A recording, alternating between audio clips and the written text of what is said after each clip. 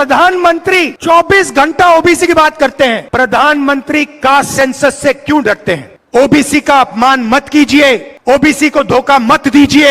ये वीडियो सुना आपने, सोचिए इस देश में कांग्रेस अब लगातार एससी एसटी ओबीसी की बात कर रही है। खड़गे साहब मनुवाद पर हमला बोल रहे हैं और एक तरफ बहुजन समाज के नेता हैं, कोई सर्वजन हिताय सर्वजन सुखाय, तो कोई अपर कास्ट के अपराधी को जिसने दलित समाज के कलेक्टर की हत्या की हो उसको बरी कर रहा है। कोई किसी के राज में मुख्यमंत्री भले पिछड़ा हो लेकिन पूरा सिस्टम सवर्ण समाज चला रहा है।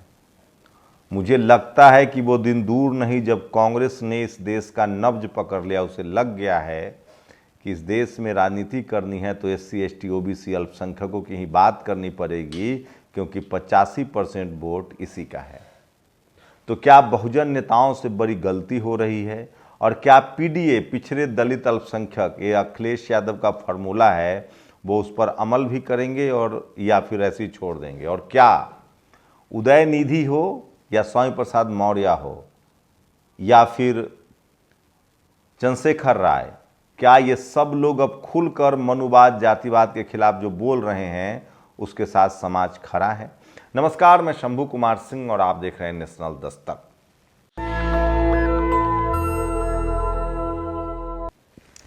संसद से लेकर सड़क तक राहुल गांधी लगातार दलित पिछड़े की बात कर रहे हैं। आपको भरोसा नहीं हो रहा है तो ये वीडियो सुनिए। प्रधानमंत्री 90 अफसरों के साथ चलाते हैं। वो कौन है? वो हिंदुस्तान की सरकार के सेक्रेटरीज हैं। 90 लोगों में से 3 लोग ओबीसी वर्ग के हैं, मतलब 3 हैं और सरकार में उनकी कोई पावर नहीं है। कोई नहीं सुनता उनकी, उनको कोने में रखा हुआ है। सुना आपने, वो उन्होंने संसद में कहा था कि 60-90 कैबिनेट सेक्रेटरी में सिर्फ 3 ओबीसी हैं। ये कैसे चलेगा? ओबीसी महिलाओं को रिजर्वेशन दीजिए। आज फिर ये बातें उन्होंने जयपुर की रैली में दोहराई, जो चुनावी रैली थी। खड़गे जी ने तो यहां तक कह दिया कि आपने एक दलित राष्ट्रपति को उस समय नहीं बुलाया था जब संसद की नींव पड़ी थी नए वाले। क्या? क्योंकि इसलिए कि वो अछूत थे। और आपने सवर्ण हीरोइनों को बुलाया लेकिन राष्ट्रपति द्रौपदी मुर्मू को नहीं बुलाया। लेकिन ये तो कुछ भी नहीं है। एक टेलीविजन डिबेट में एक प्रोफेसर है दिल्ली यूनिवर्सिटी के, उन्होंने साफ साफ कहा कि जिनको तुलसी को पढ़ना है वो तुलसी को पढ़े। हम तो तुकाराम को पढ़ेंगे, संत गाडगे को पढ़ेंगे, हम तो कबीर को पढ़ेंगे, रविदास महाराज को पढ़ेंगे, गुरु नानक साहब को पढ़ेंगे, हम तो बसवन्ना जी को पढ़ेंगे, हम तो तमाम जो बहुजन सोशल रिफॉर्मर हुए हैं बुद्ध को पढ़ेंगे, कबीर साहब को पढ़ेंगे। ये तमाम सीधे सीधे टेलीविजन पर कहा। मैं झूठ नहीं बोल रहा हूं, सुन लीजिए। हम कबीर को क्यों नहीं पढ़े, हम नामदेव को क्यों नहीं पढ़े, हम तुकाराम को क्यों नहीं पढ़े, हम नानक को क्यों नहीं पढ़े? नानक क्यों टूट के अलग हुए? तो इस तरह से बदल रहा है बहुजन समाज जब से सोशल मीडिया आया है। और सोचिए, आज तो प्रधानमंत्री नरेंद्र मोदी बनारस में कह रहे थे कि उनकी सरकार एससी एसटी ओबीसी के साथ है।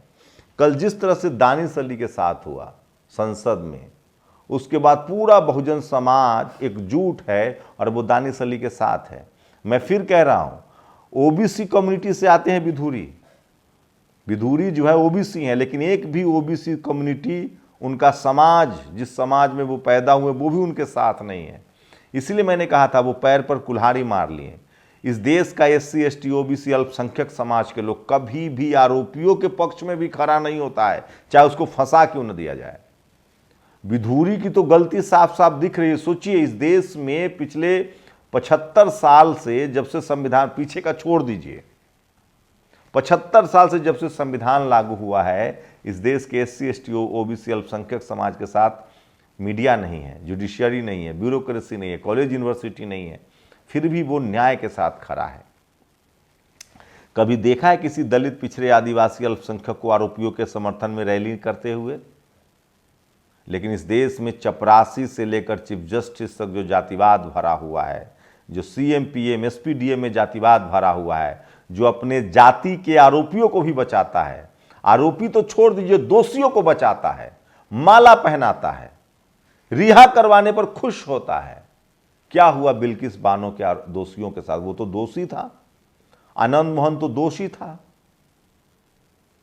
लेकिन सोचिए इस देश में फूलन देवी जो सजा काट लेती हैं उसके बाद भी उनको गोली मार दिया जाता है। लेकिन बहुजन समाज कभी इस तरह के काम नहीं करता है। वो इस बात के को भी मान लेता है कि चलो कोर्ट ने अगर किसी को छोड़ दिया, सरकार ने नियम बना के छोड़ दिया, तो चलो उसको भी वो संवैधानिक तरीके से संसद में नहीं, संसद में और सुप्रीम कोर्ट में चैलेंज करता है। इतना ज्यादा न्याय के पक्षधर है बहुजन समाज। कोई भी ओबीसी ने विधूरी के पक्ष में रैली की देखा आपने? लेकिन इसी देश में हाथरस में क्या हुआ था? इसी देश में जो मनुवादी हैं, जातिवादी हैं, ब्राह्मणवादी हैं, वो अपने आरोपियों को बचाने के लिए रैली करते हैं। आपने सुना विजय माल्या के खिलाफ कोई रैली, धरना, प्रदर्शन? नीरव मोदी के खिलाफ, ललित मोदी के खिलाफ, संदेशरा के खिलाफ, मेहुल चौकसी के खिलाफ? नहीं ना। मैं इसीलिए कह रहा हूं SC ST OBC न्याय के साथ खड़ा होता है। तो इसीलिए कह रहा हूं कि SC ST OBC की बात करना, अल्पसंख्यक समाज की बात करना, इस देश को मजबूत करना है। और सोचिए, मैं फिर कह रहा हूं, कांग्रेस को ये बात समझ में आ गई है। UPA 1 की सरकार बनी थी। सोचिए, नरसिम्हा राव की सरकार में तमाम SC ST OBC के खिलाफ फैसले हुए, आ गई बीजेपी। उसके बाद जब बीजेपी आ गई तो 5 साल फिर SC ST OBC के खिलाफ खराब फैसले हुए, तो फिर कांग्रेस आ गई। UPA 1 में कुछ अच्छे फैसले हुए, बहुत सारे SC ST OBC के नेता उसमें मंत्री बने। लालू यादव थे, रामविलास पासवान थे। उसी दौरान अर्जुन सिंह, उन्होंने OBC को स्कूल कॉलेज में आरक्षण दिया। दूसरा आरक्षण पहले तो नौकरी में लागू हुआ था 92 में, उसके बाद UPA 2 में लागू, UPA 1 में लागू हुआ। लेकिन जो कांग्रेस के मनुवादी थे उन्होंने अर्जुन सिंह को बेइज्जत करके बाहर कर दिया। उनकी राजनीतिक डेथ हो गई और वो इस दर्द को सह नहीं पाए और दुनिया से चल बसे। उसके बाद UPA 2 में तमाम SC ST OBC के खिलाफ फैसले किए गए। नीट हो, IAS हो, कपिल सिब्बल उसके सूत्रधार रहे। नतीजा ये हुआ कि कांग्रेस बाहर हो गई।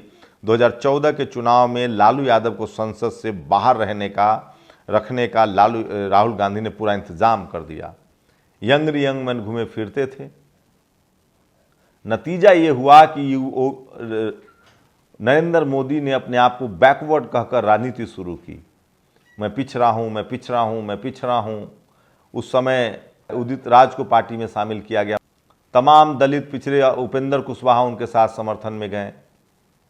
तमाम ऐसे लोगों को अपने साथ लाया गया और वो सत्ता में आ गए। राहुल गांधी उस समय ब्राह्मण समाज को अपने से जोड़ रहे थे। उनकी पार्टी कह रही थी कि हम सवर्णों को आरक्षण देंगे। जनार्दन द्विवेदी चुनाव से पहले महिला आरक्षण बिल इसी तरह से आनंद फानन में रात में पास किया गया था। उसमें भी OBC का रिजर्वेशन नहीं था, SC ST का रिजर्वेशन नहीं था। नतीजा हुआ कांग्रेस अपने बुरे दौर में चली गई UPA 2 के बाद।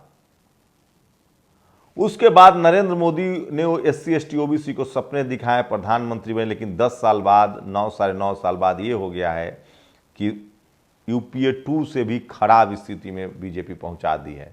कंपनियां बेची जा रही है, नौकरियां नहीं है, बेरोजगारी चरम पर है और SC ST OBC के नेताओं को लगातार परेशान अभी भी किया जा रहा है। लेकिन एक फर्क जरूर आया है।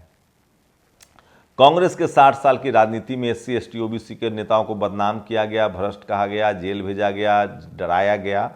मोदी जी के राज में जाति नहीं देखी जाती है, पार्टी देखी जाती है। लेकिन सोचिए, एक बार फिर से कांग्रेस SC ST OBC की बात कह रही है, अल्पसंख्यकों का हाथ थाम रही है। कल मुस्लिम समाज के सारे लोग कांग्रेस के साथ दिखे। जिस तरह से वो दानिश अली के यहाँ गए, तो अखिलेश यादव पर दबाव भी बढ़ेगा। मुस्लिम समाज के लोग कांग्रेस के साथ जुट भी रहे हैं। लेकिन सवाल वही है कि ये लोग सब विपक्ष में होते हैं तो SC ST OBC की बात करते हैं। बीजेपी भी बात कर रही थी। याद कीजिए हुकुमदेव नारायण यादव कहाँ चले गए, आज उनको सेंटरिंग कर दिया गया। गोपीनाथ मुंडे का क्या हुआ? वो पहले ही बीजेपी की पहली सरकार में उनका एक्सीडेंटल डेथ हुआ। उनके बच्चे आज चुनाव हार के घर बैठे हुए हैं। विनय कटियार कहाँ है? उमा भारती के साथ क्या हुआ? पहली सरकार में वो मंत्री रहीं, दूसरी सरकार में सत्ता से बाहर हो गई।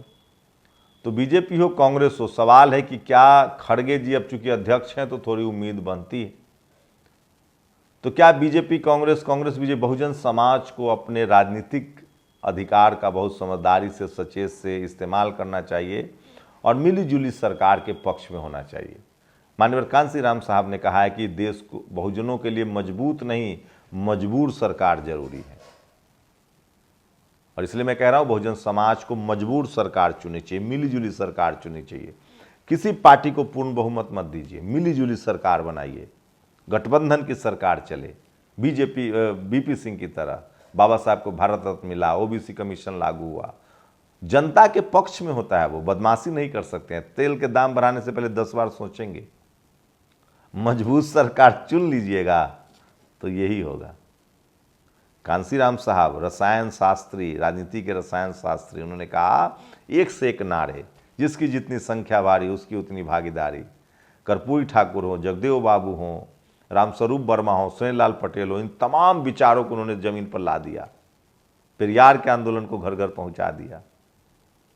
मुझे लगता है बहुजन समाज को मिलीजुली सरकार और सड़क का नेता चुनना चाहिए। शुक्रिया। नेशनल दस्तक की आपसे गुजारिश है कि अगर इसको बचाना चाहते हैं तो नेशनल दस्तक को सब्सक्राइब करने के लिए रेड कलर के सब्सक्राइब बटन को दबाएं, फिर बेल आइकन की घंटी दबाएं। नेशनल दस्तक को बचाने के लिए बहुत जरूरी है कि हर खबर को शेयर करें, लाइक करें, कमेंट जरूर करें।